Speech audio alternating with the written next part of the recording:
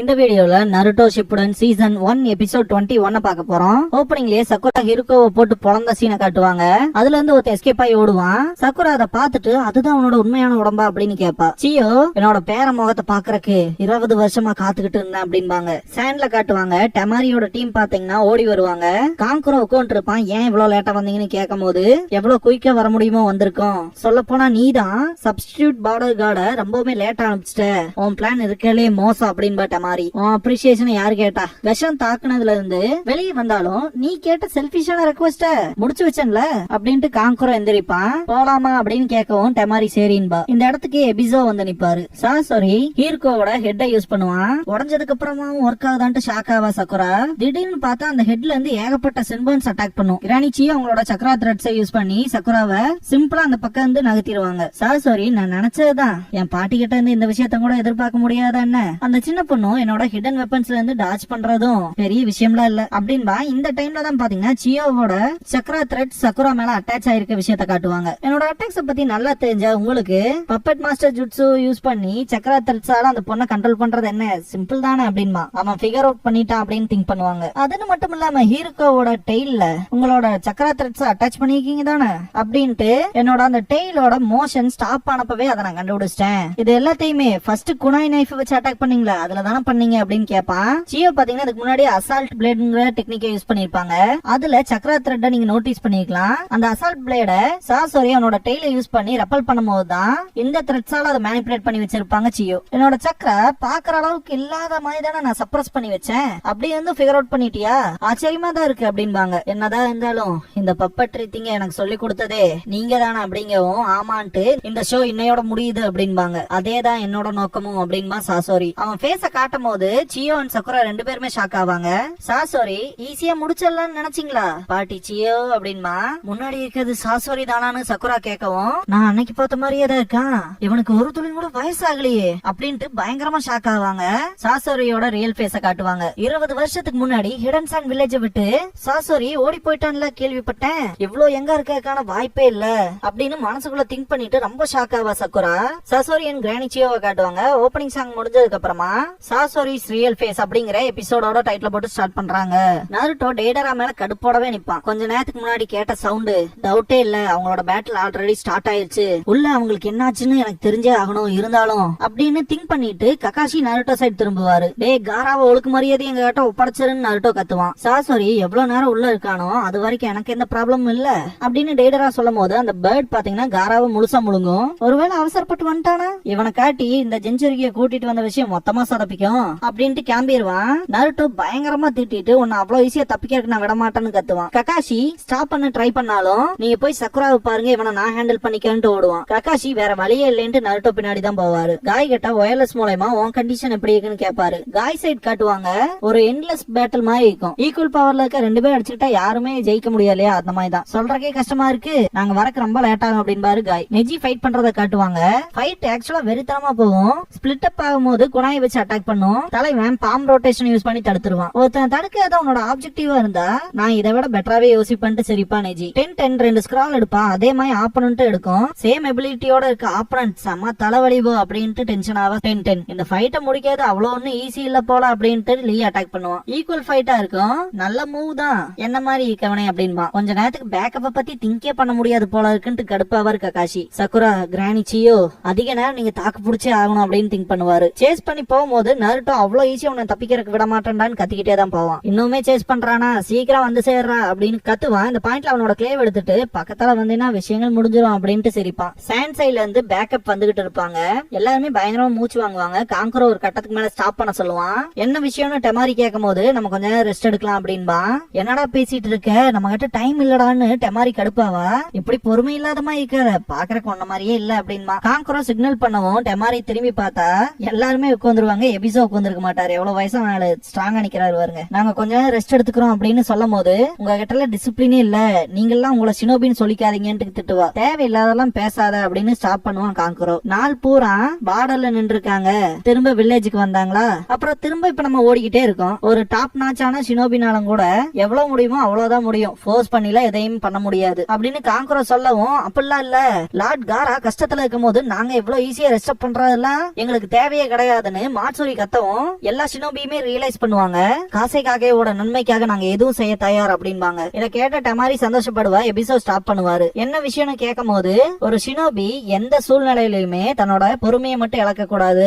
காங்குரோவே எடுத்துக்கங்க, அவசரப்பட்டு எனிமி கிட்ட போய் கிட்டத்தட்ட சாகர நிலைமையில திரும்ப வந்தான் அப்படின்னு எபிசோட் சொல்லும் போது தலை சொஞ்சிட்டு நிப்பான் காங்குரோ. உங்களோட கரண்ட் ஸ்டேட்ட பாருங்க, நம்ம எந்த மாதிரியான இடத்துல நின்னுட்டு இருக்குன்னு கூட உங்க யாருக்குமே ஐடியா கிடையாது அப்படின்னு எபிசோட் சொல்லவும், எதை மீன் பண்றீங்கன்னு டெமாரி கேப்பா. எக்ஸாம்பிளுக்கு ஏதோ அங்க பாருங்க அப்படிங்கும் போது பயங்கரமா லேண்ட் பொழந்த மாதிரி இருக்கும். எல்லாரும் ஷாக் ஆவாங்க. இது கண்டிப்பா லீஃபும் அக்காட்சுக்கும் சண்டை போட்ட இடமா தான் இருக்கிறதுக்கான வாய்ப்பு இருக்கு அப்படின்னு எபிசோட் சொல்லவும், அப்படின்னா அப்படின்னு டெமாரி பேச வரும்போது, ஆமா நம்ம அவங்களோட டெரிட்டரிக்குள்ள வந்தாச்சு அப்படின்னு பாரு எபிசோ. இதுக்கப்புறம் தான் நம்ம ஒவ்வொரு அடியும் பார்த்து வைக்கணும். இன்ஃபேக்ட் அதாவது டிராப்ல எல்லாம் மாட்டீங்கன்னு வச்சுக்கோங்க. அதுவும் இப்ப நீங்க இருக்க அந்த கரண்ட் ஸ்டேட்ல எல்லாம் ஓவரா எமோஷன் ஆகி பொறுமை இல்லாம போனீங்கன்னு வச்சுக்கோங்க, எல்லாருமே சாக வேண்டியதுதான் அப்படின்னு பாரு. இதை கேட்ட எல்லாரும் ஷாக் ஆவாங்க. டெமாரி தலை தொங்கிரும். யாரும் எதுவும் ஃபீல் பண்ணாதீங்க, நம்ம ரெஸ்ட் எடுக்கும் போது நான் பழைய ஸ்டோரிஸ் எல்லாம் சொல்றேன் அப்படின்னு பாரு. ரொம்ப வருஷத்துக்கு முன்னாடி இத கண்டிப்பா நீங்க கேள்விப்பட்டிருப்பீங்க, தேர்ட் காசேகாகேவோட கதை அப்படின்னு சொல்லும் போது ஷாக் ஆயிட்டு, தேர்ட் காசேகாகேவா அப்படின்னு கேப்பா. ஆமா, தேர்ட் காசேகாகே பத்தி தான். சான் ஹிஸ்டரியிலேயே அவர் அளவுக்கு பவர்ஃபுல்லான ஷினோபியை பார்க்க முடியாது. கண்ணை மூடி திறக்கறதுக்குள்ள தேர்ட் காசேகாகேவை கிட்னாப் பண்ணிட்டதா நியூஸ் வந்துச்சு. இத கேட்ட வில்லேஜ் பீப்புள்ஸ் எல்லாருமே ரொம்ப ஷாக் ஆனாங்க. அவங்களோட லீடரை தேடுறதுக்கு எல்லாருமே போக ஆரம்பிச்சிட்டாங்க. அவங்களோட கூலான ஆட்டிடியூட போயிருச்சு. அந்த டைம்ல எந்த ஒரு பாதுகாப்புமே இல்ல. ஈஸியா ஏகப்பட்ட எனிமிஸ் அட்டாக் பண்ண ஆரம்பிச்சாங்க உள்ள பூந்து. அந்த டைம்ல மட்டும் கொஞ்சம் பொறுமையா அவங்க அந்த விஷயத்தை ஹேண்டில் பண்ணியிருந்தாங்கன்னா அவ்வளவு மோசமான வாருக்கு போகணுங்கிற அவசியமே இருந்திருக்காது அப்படின்ட்டு. இந்த சிச்சுவேஷன்ல நீங்க எவ்வளவு வருத்தப்பட்டு இருப்பீங்கிறது எனக்கு நல்லாவே தெரியுது தேர்ட் காசேகாகேக்கு. ஆனா அந்த சிச்சுவேஷன் அப்ப என்ன விஷயங்கள்லாம் நடந்துச்சோ அந்த விஷயங்கள் மட்டும் திரும்ப நடக்காம பாத்துக்கங்க அப்படின்னு எபிசோ சொல்லவும், மாட்சுரி லார்ட் எபிசோ அந்த கதை எப்படிதான் முடிஞ்சுச்சு, தேர்ட் காசேகாகேவுக்கு என்னதான் ஆச்சு அப்படின்னு கேப்பா. அந்த இன்சிடென்ட்க்கு அப்புறமா ஆன்பு பிளாக் ஆப்ஸ் சேர்ந்தவங்க சீக்கிரட்டா இன்வெஸ்டிகேட் பண்ணாங்க. தேர்ட் காசேகாகே இறந்துட்ட மாதிரியான எந்த ஒரு அடையாளமும் இல்ல, அவரோட உடம்பும் கிடைக்கல அப்படின்னு எபிசோ சொல்லுவாரு.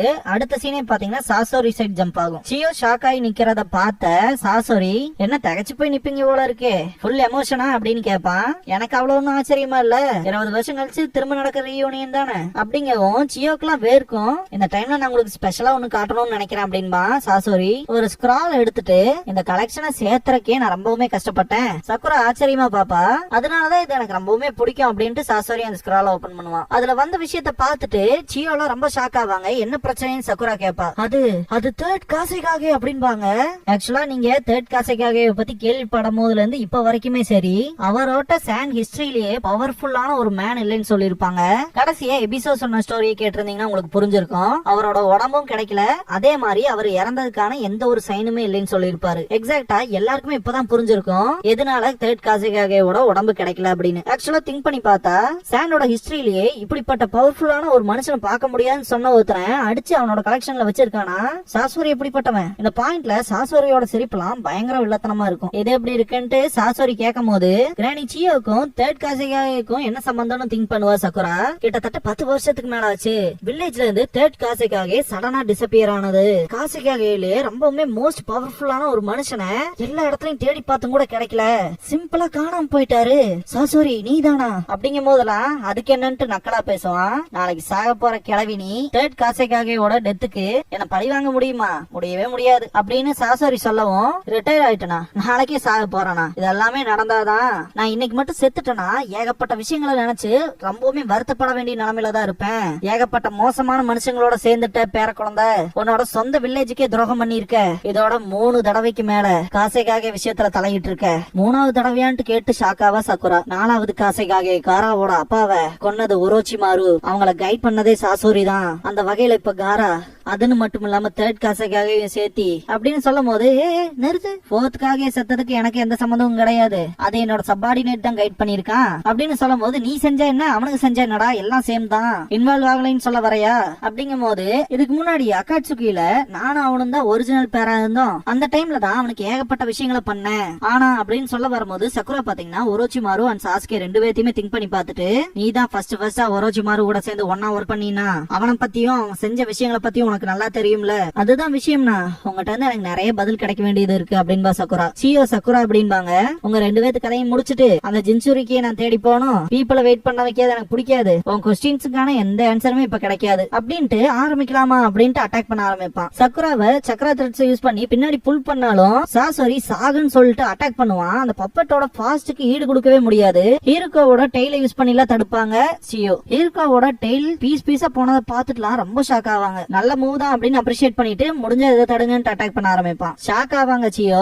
சாசோரி இந்த பாயிண்ட்ல 1000 ஆர்ம்ஸ் மேனிபுலேஷன்ங்கிற டெக்னிக்கை யூஸ் பண்ணுவான். சியோ மேனிபுலேட் பண்ண மாதிரி தெரியும், இருந்தாலுமே அட்டாக்ங்கிறது ஹெவியா நடந்திருக்கும். சாக்குரான்ட்டு கத்துவாங்க சியோ. அவ கதையை முடிச்சனா இல்லையான்ட்டு பாக்கும்போது சக்குரா எப்படியே தப்பிச்சிருப்பா.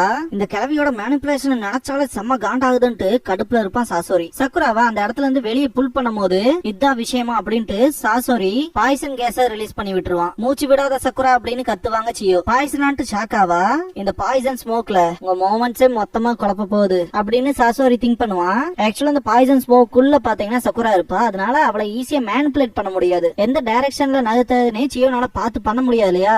அதனாலதான் அந்த மூமெண்ட்ஸ்ங்கிறது இரலவென்ட் ஆகும் அப்படின்னு சாசோரி மென்ஷன் பண்ணிருப்பான். சக்குரா அப்படின்ட்டு சியோ பயங்கரமா கத்துவாங்க.